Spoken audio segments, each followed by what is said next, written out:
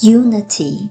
Hear, O Israel, the Lord our God is one Lord.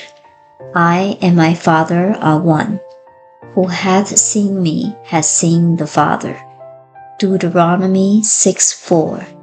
John 10:30.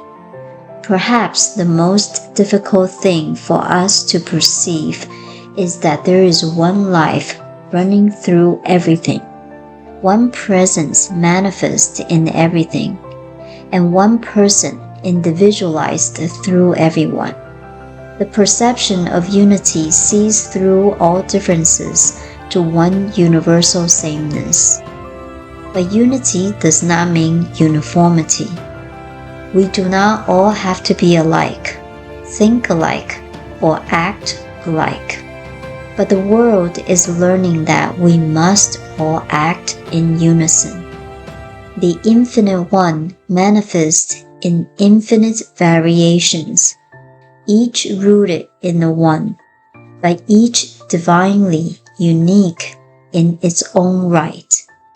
Good, bad, high, low, across, above, and beneath, are all one to the infinite mind.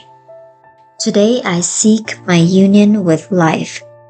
Today my imagination reaches back through all differences to the universal sameness. Today I know that I am in God. God is in me. We are one. Today, as never before, I shall seek to sense this divine union of the soul with its source, and of all people with the infinite. If we will come to the universal wholeness, we must approach it through the law of its own nature. This means that we must give our undivided attention to the spiritual unity back of all things.